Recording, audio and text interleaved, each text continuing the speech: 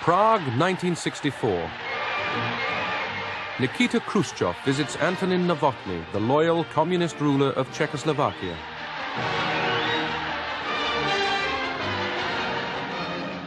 Khrushchev boasted that the Soviet system was dynamic and healthy. Communists were brothers, members of the same family, sharing resources, sharing a joke.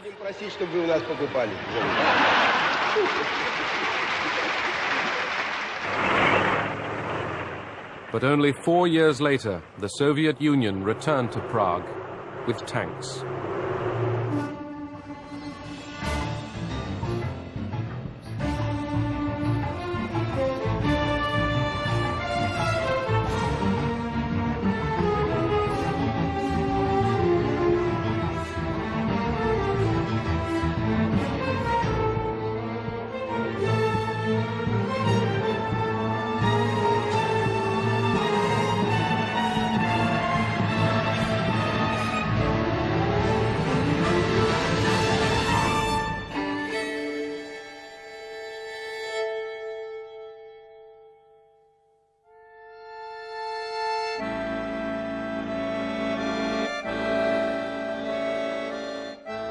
Khrushchev brimmed with confidence. He hated formality. He acted on impulse. He loved a fight.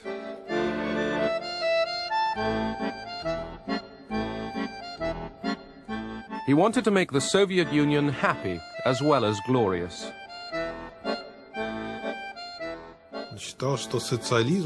He believed that socialism had to be liberated from the debris of Stalin's rule and from bureaucracy.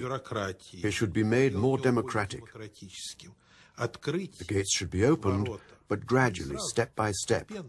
Because for him, socialism was like paradise on earth. To show his confidence, Khrushchev allowed an American exhibition into Moscow in 1959. For the first time, Russians could touch and taste the American achievement. Coca-Cola или Pepsi-Cola? Pepsi-Cola. Coca-Cola, Coca-Cola. Some of the women complain sometimes that it smells like benzene. And men wanted to know if it would make them drunk. But Khrushchev knew that the Soviet Union was beating America in the space race. For Khrushchev, here was evidence that communism meant not just power, but technical progress. The first generation of Soviet cosmonauts, Gagarin, Titov, and the first woman in space, Valentina Tereshkova, became instant national heroes.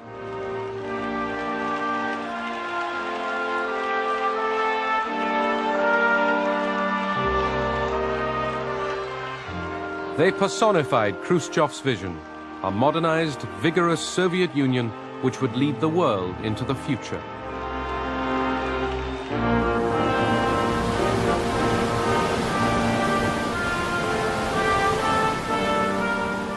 The Soviet Union's natural resources seemed limitless. Khrushchev believed that the Soviet people would work even harder if they were freed from fear and poverty.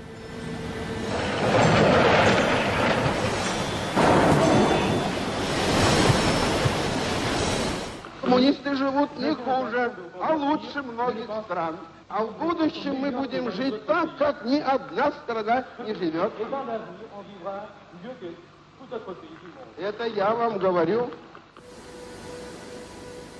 But the Cold War's pressure to rearm kept the old priority for heavy industry alive, especially in the expanding defense sector. They would shout, come on, speed up. But sometimes we used to get irritated because we knew, even without their orders, that we had to hurry up. We knew that there was a threat that bombs and missiles could reach us, so we had to defend ourselves. There was no feeling that we were on equal terms with the West, or that we could come to any agreement. The Cold War also kept huge armed forces in the field. Khrushchev tried to cut them back, but the generals resisted. It was very prestigious to join the military. First, because you earned a higher wage. When I graduated, I was paid 240 rubles, and an engineer only got 120 rubles. Also, I received 5 uniforms, and that mattered. And in the military, you got an apartment. Cities like Sverdlovsk, 900 miles east of Moscow, were dominated by giant armaments plants. Production was a matter of fulfilling or outstripping targets set by the planners in Moscow. Patriotic propaganda kept the workers straining to produce more and faster. We believed that it was our duty to the motherland, and we worked very hard. A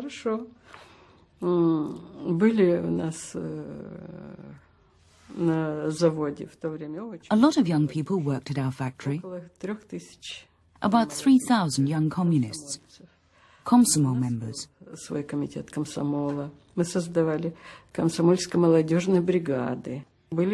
We had our own committee, and we created youth brigades which competed against each other.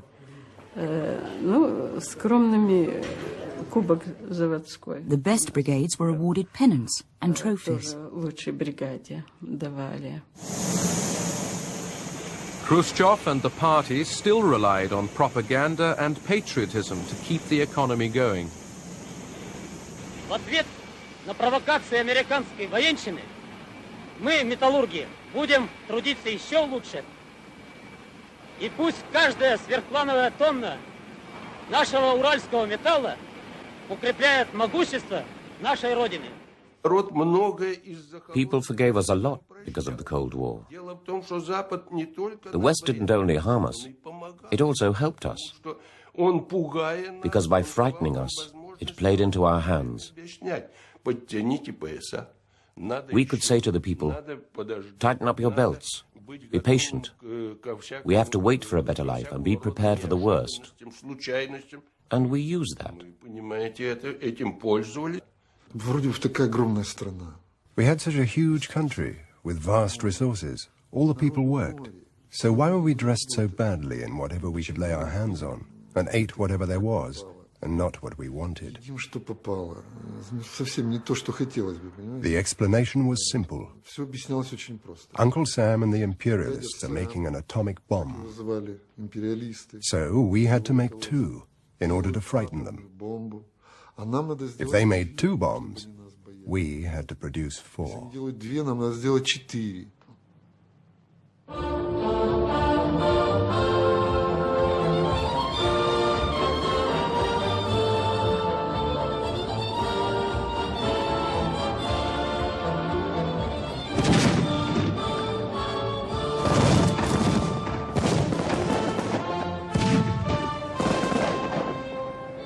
Government films celebrated the onward march of communism.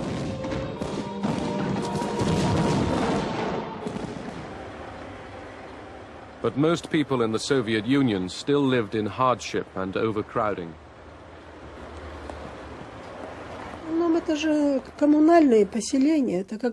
They were mainly communal flats. In one flat there were 2 or 3, sometimes 4 rooms. And in each room there lived a whole family. Can you imagine a whole family in one room? There was only one kitchen and only one of all other conveniences. It was an awful life.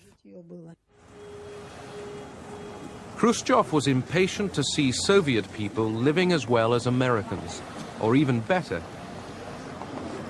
He tried to shift the planned economy towards light industry and consumer needs. But the Soviet establishment, set in its ways, resisted change. He understood that politics is about people. The basis of his policy was to improve people's lives.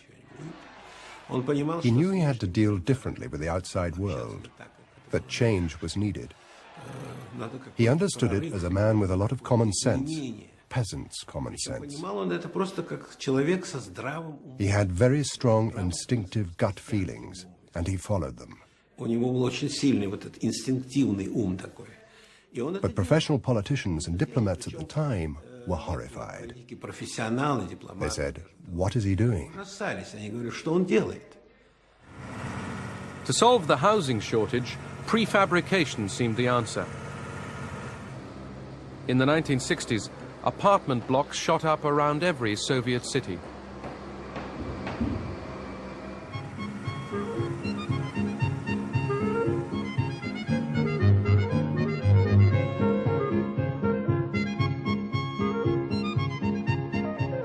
For millions of Russians, it was an opportunity for a new life.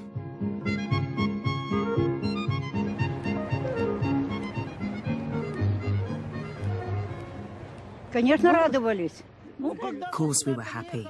We had waited every day for this apartment, like a cake out of the oven. We were fed up with lodging with 3 other families. When we moved here, we thought it was paradise. We've lived here ever since. And it's fine. Living conditions improved, but there was still a shortage of goods in the shops. Нам трудновато жилось. We were quite hard up. Трудновато жилось. Не надо говорить. I can't say we were rolling like cheese in butter. Мы за буханкой хлеба в очередь стояли. We had to queue for a loaf of bread. Стояли. Такие продукты питания, как крупа, such products as cereal, pasta and bread, they were all rations. По нормам.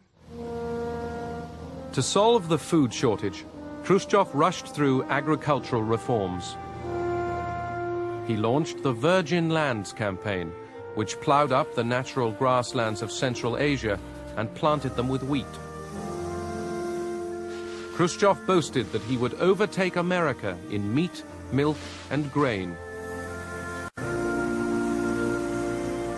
Volunteers poured out to the Virgin Lands with the old communist zeal. The Virgin Lands and Khrushchev are inseparable. He was such a vivacious, enthusiastic person. He woke up the whole country. He inspired people. It was exciting and romantic. Though that sounds naive now, it was a wonderful time. But there were not enough fertilizers, railroad cars or grain silos. Much of the harvest was wasted. It was hard to get meat in our town, so we had to go to Moscow. We took huge rucksacks and we went on a bus 120 kilometers to Moscow. We went to GUM, the central department store on Red Square, and spent a whole day shopping. We bought sausages, cookies, all the delicacies. We held our rucksacks open while our mothers did the shopping. Then we went back on the bus. It was a real celebration. Moscow got the bulk of the supplies. The provinces were sausageless and meatless.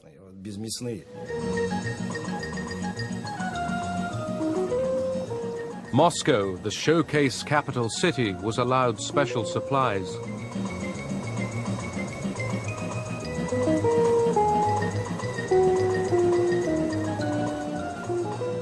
Рекламы у нас не было. We had no advertising. Смотришь, люди как ходят, и стараешься тоже так же. We just looked at what the others were wearing. Ногу смотришь ли. We tried to keep in step with fashion. Брали мы недорогие вещи. Недорогие. We normally bought only inexpensive clothes and shoes, but we tried to get something modern. We wanted to look good, not to look old-fashioned. Не старомодно будет.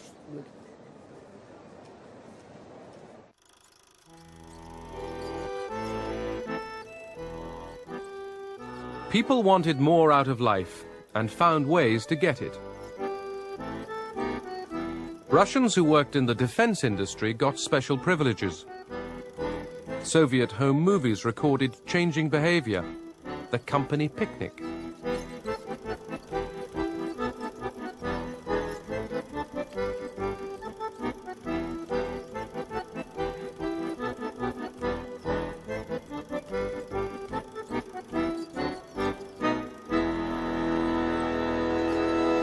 Это большие были очень. We used to go in very large groups, about 40 people. 40. Закупали продукты. We used to buy food and cook in large pots on open fires. Мы на костре готовили пищу. We slept in tents. That's how we spent our time. Проводили, естественно. Resorts were run by the party and the trade unions. Millions of families took a free vacation.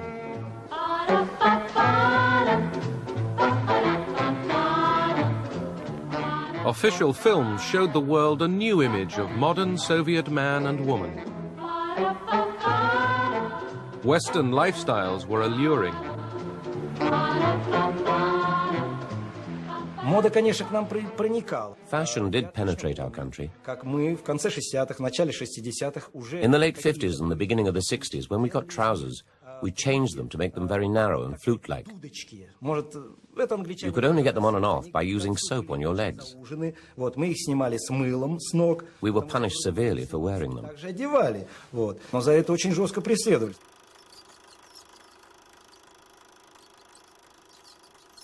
I think that the war of the trousers was of great importance. People suddenly started allowing themselves something they could not have during all those decades of Soviet power. The young people who did this were rounded up. There were special patrol guards with red bands on their arms. And if they saw that someone was dressed English style, not Soviet style, he was pulled out of the crowd and taken to the militia station, where they cut the trousers, then cut their hair, and then let them off home. That's how they fought against Western fashion. But the new sounds, the new dances still found their way in. The twist with a glance over the shoulder. New portable radios could sometimes pick up forbidden programs from abroad.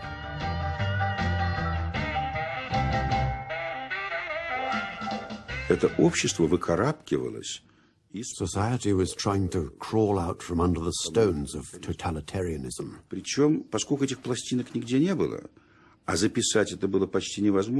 You couldn't get any discs here, and to record them off air was almost impossible, because the radio was jammed.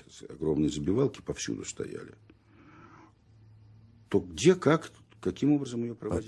I don't know how, some was smuggled in. Copies were made on X-ray plates and sold illegally. It was music on X-rays. You played it on the bones of your relatives.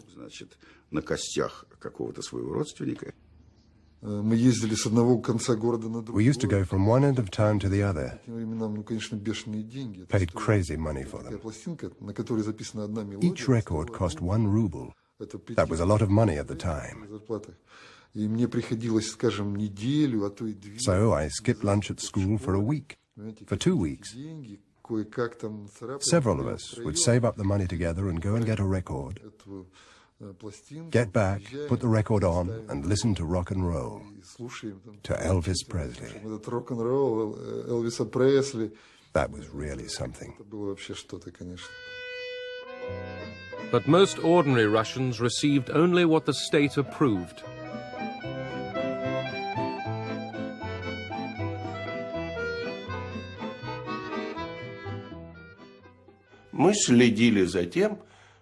We made sure our people were getting only what we believed they needed and what we thought was beneficial and necessary for our state, our system, and the policy of our party,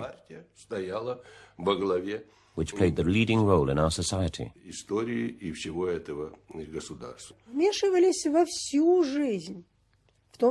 They interfered in all spheres of our life.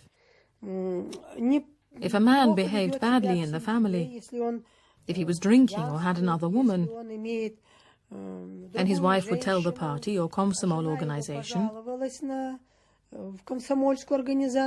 and he would be called before a party meeting.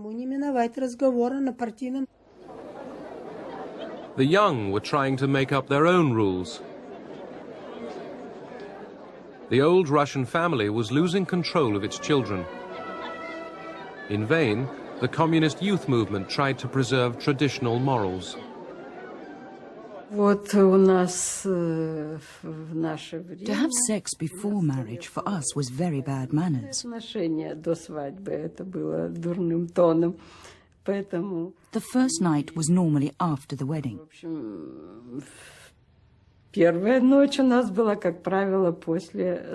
Of course, there were some young people who did not stick to this. They behaved freely. But they were called before the Komsomol committee, where they had to explain themselves. We tried to deal with their emotional conflicts and give them direction.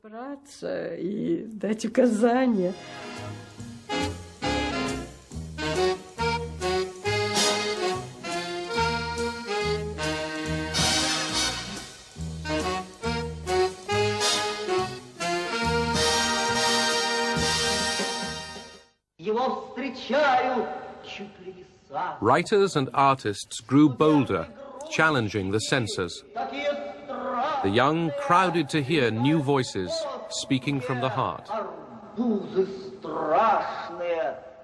I become popular nationally, not as a political poet, as a poet of love. Because for many years of Cold War, after 1945, some poets even didn't use in the poetry about love word I. They were using we love. If we love, I love you as I love my country, for instance. That was typical, hypocritical quotation from poetry of that time. And even poems about, not political poems, about loneliness, for instance, like my poem, yearly poem, it was accused like anti-Soviet poem. Because if I'm Soviet man, how I could be lonely if I'm member of such a giant collective, like 2 million of my friends who are working for ideals of communism, something like that. I remember these hypocritical articles. The KGB did not deal directly with artists and writers.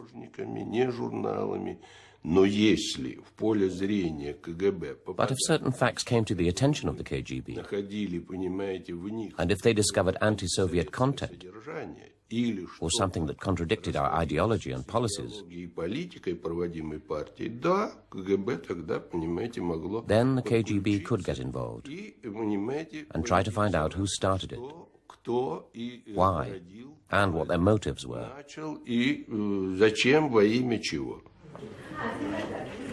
The party was in control everywhere. In 1962, hardliners persuaded Khrushchev to visit an exhibition of modern art. They hoped he would be shocked and restore even tighter censorship. He asked, say someone finished canvases. They said, no, but why they have no human faces or landscapes of our motherland, he asked. And they answered him, because they hate the faces of our Soviet workers, miners. The hardliners succeeded. Khrushchev exploded and shouted abuse at the painters and sculptors.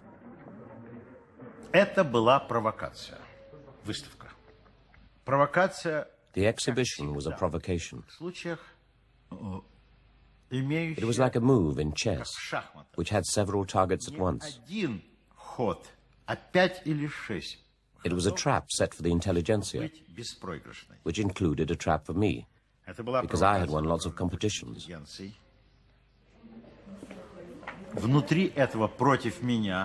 And it was also meant to provoke Khrushchev into repression.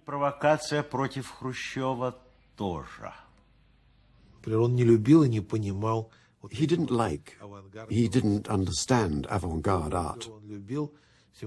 He liked opera, classical music, folk music, realistic art where one could see a forest and know it was a forest. The ideologists told him he was very wise not to understand it, because behind it, bourgeois ideology is penetrating our pure society and it could all end up rather badly. Писатели – это артиллеристы, это артиллерия, потому что они, так сказать, расчищают путь для нашей пехоты.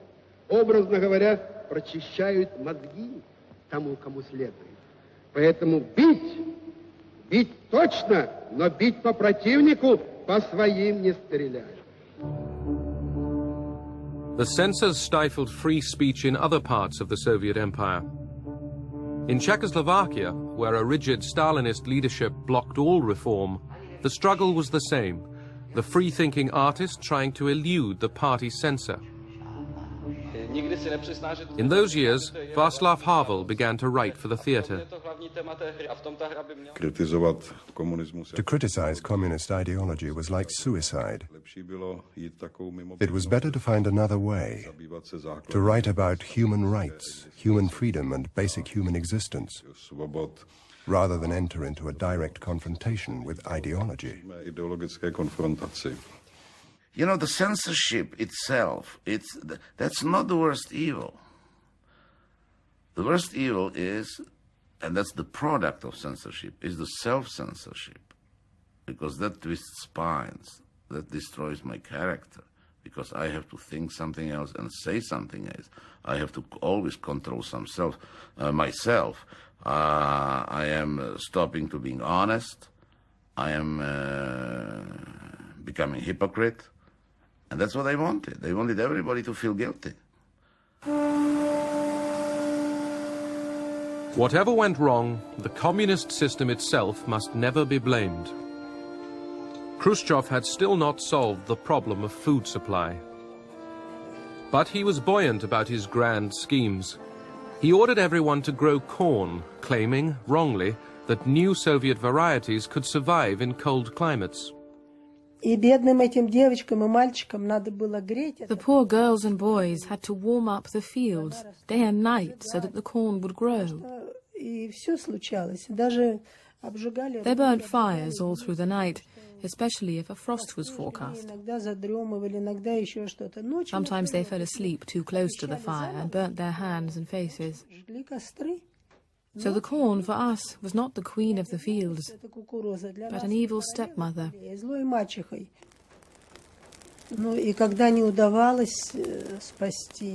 When they couldn't save the crops, despite burning the fires, the boys would put on a brave face. But the girls cried bitter tears, because the crop had died.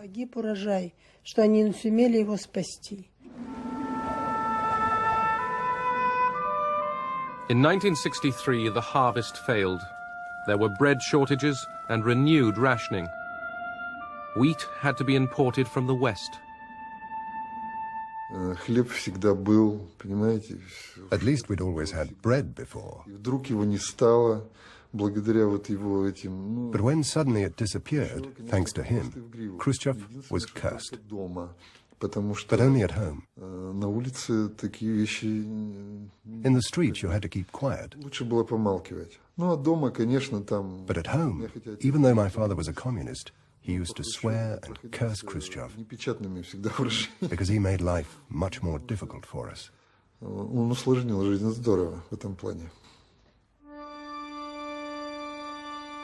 The Soviet people, officials and citizens alike, were losing patience with Khrushchev. His great plans all seemed to end in calamity.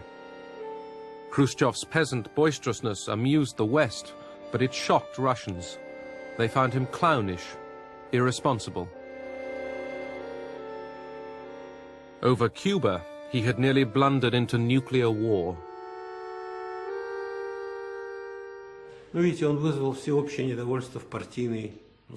He caused unrest among the party elite. Almost everyone was dissatisfied with him, but for various reasons. These could be personal, or because of the constant reforms he introduced and then cancelled, or his unsuccessful moves in politics. Of course, personal reasons played a part too. A lot of people were afraid that he would undermine the stability of the system. The fruit was overripe. We had to decide quickly, before the fruit fell and started to decay and infect society, because then society would start to rot. That is why we made the decision to depose Khrushchev. It was done quietly, without any blood. The Politburo selected Leonid Brezhnev to lead the attack on Khrushchev. In October 1964, Khrushchev was deposed. I met him. He gave me his briefcase, and he never touched it again. He said, "It's all finished. I resign." When they all went into lunch, I left. I didn't want to join them. I don't think they actually invited him to have lunch anyway. He was in a state of nervous stress. He had tears in his eyes. He was very unsettled. He couldn't find a place for himself. He would go to the dacha, come back, sit around. It was a month and a half before he gradually calmed down. Few people missed Khrushchev. Many wanted a firm hand on the tiller again.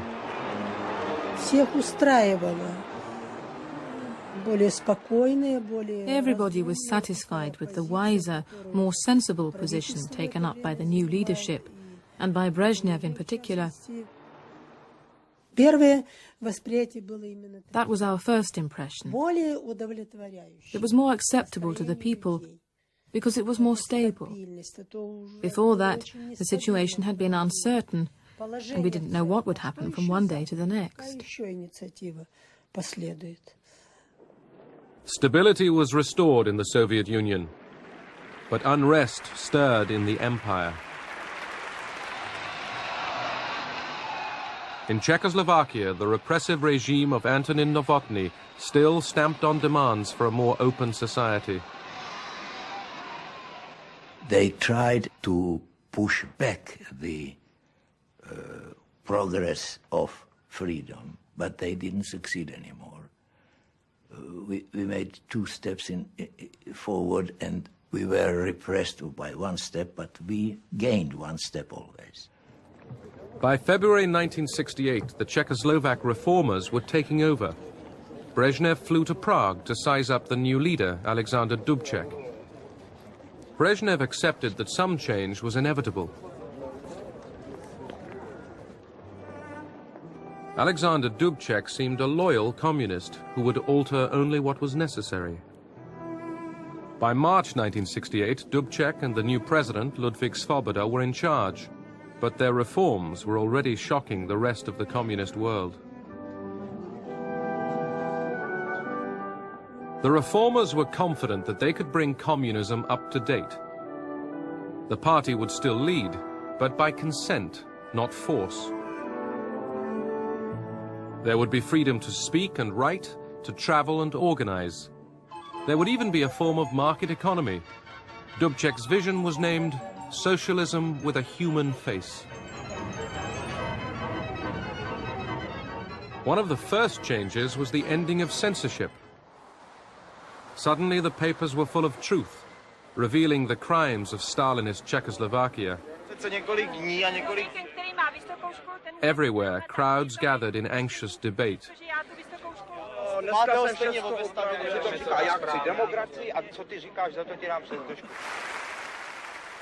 After 2 decades of terror and silence, Czechs and Slovaks had found their voice again.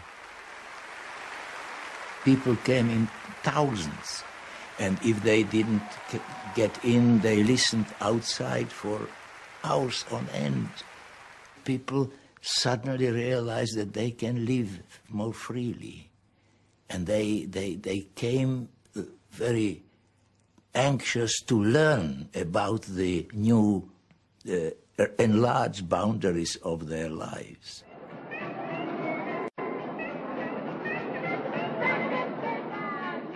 Western styles and visitors poured in.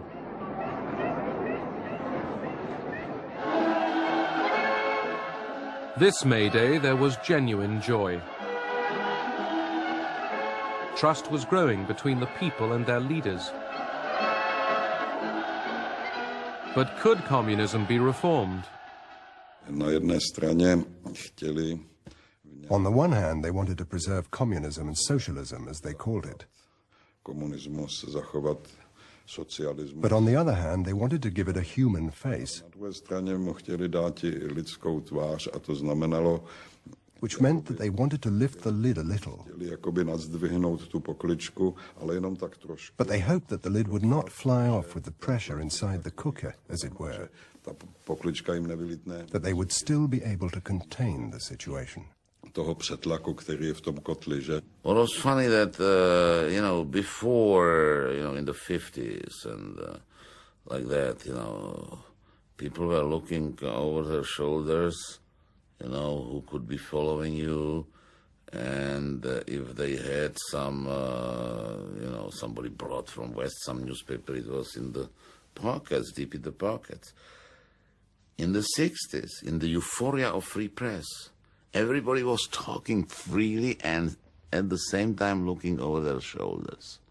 Because I think it was a freedom in spasmodic freedom, that people were really, it was like a freedom unleashed by fever, It was not really a comfortable freedom. It was not.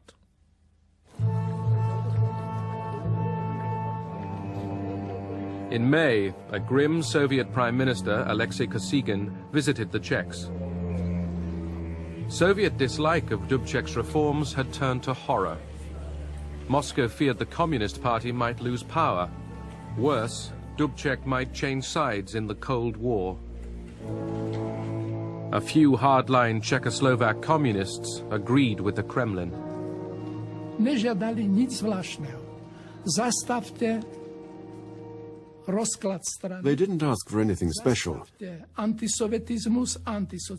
just to halt the disintegration of the party, stop anti-Soviet activity and anti-socialist propaganda, stop the growing voices saying that Czechoslovakia should leave the Warsaw Pact. They said quite openly, we cannot accept it. We cannot allow the border of the West to come right up to the Soviet border.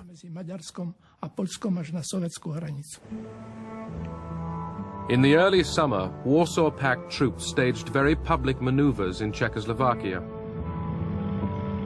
After the exercise, they left their signals network in place. The warning was not hard to read.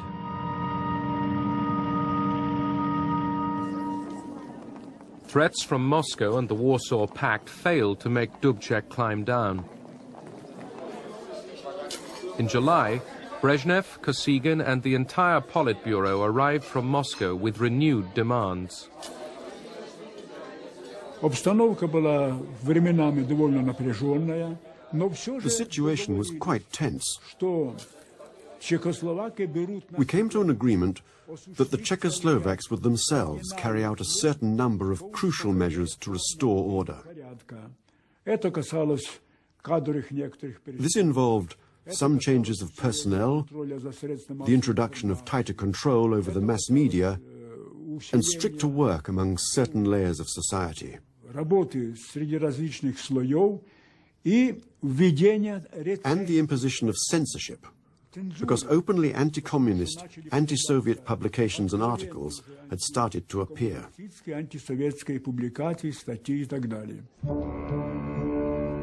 2 days later, the Czechoslovak leaders made some concessions, but it was too late.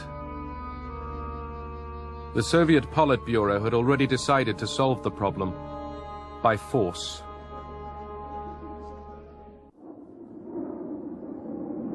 On the night of August 21st, Soviet paratroopers seized Prague airport.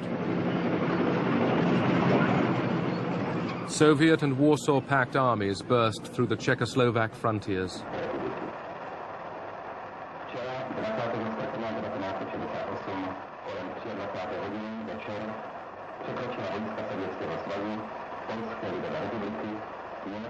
As the invasion began, the Czechoslovak leaders were meeting in Prague. We listened to the airplanes flying overhead. Dubček was waiting for a telephone message, but instead the door suddenly opened and paratroopers came in, carrying Kalashnikovs. They stood behind us and the commander said they were taking us under protection in the name of the forces of the Warsaw Pact. What will happen later, we will see. We were prisoners. Before their arrest, the party's leaders managed to condemn the invasion. By morning, Soviet tanks had taken over the center of Prague.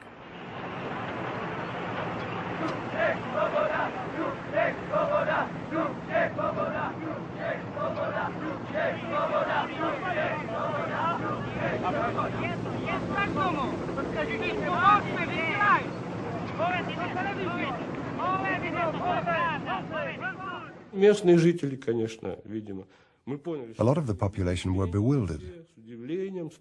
They were surprised. When we'd taken up our positions in front of the target buildings, people started coming up to us, asking, "What's going on? What's happened?"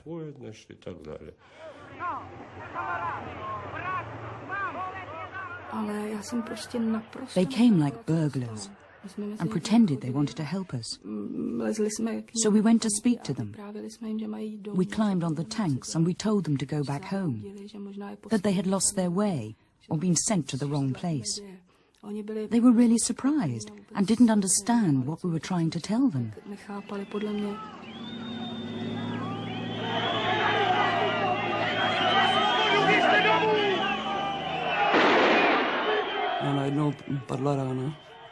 Suddenly we heard a shot. I saw a boy, only 2 meters away from me, fall to the ground.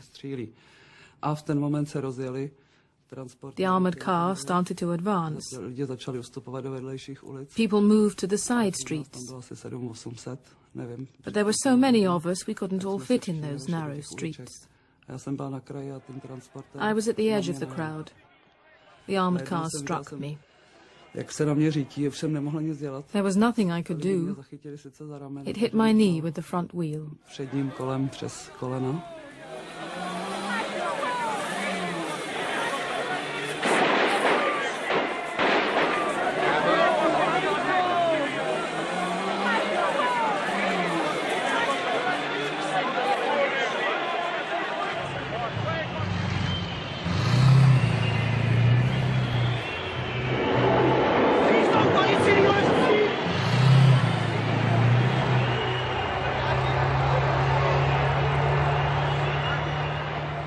See, I went through the Hitler invasion in 1939, and I must say that the Soviet invasion, 1968, was even crueler impact than the Hitlerite one, because Hitler was our declared enemy.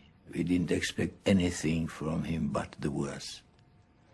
But here, those who for years and decades preached that they are our best friends, our brothers, the guarantors of our independence, came with an army of 500,000 to suppress our drive for a little bit more freedom. They came to crush it, they came to murder it, to murder that attempt to democratize socialism.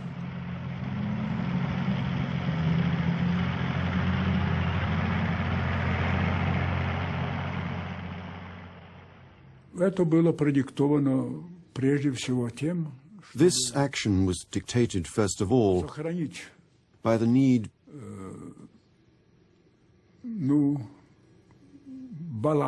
to preserve the balance of power in the relations between East and West.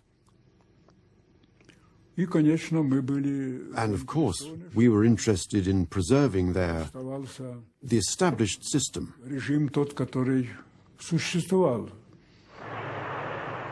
Czechoslovakia's kidnapped leaders decided resistance was hopeless. In a tragic broadcast, Dubček broke the news. Prosím vás, nedopusťte provokácie. Nedovolte vniesť paniku do našich hradov. Nezostáva nám v ťažkej situácii nič iné. The Czechoslovak experiment, the most daring attempt to marry communism with democracy, had failed.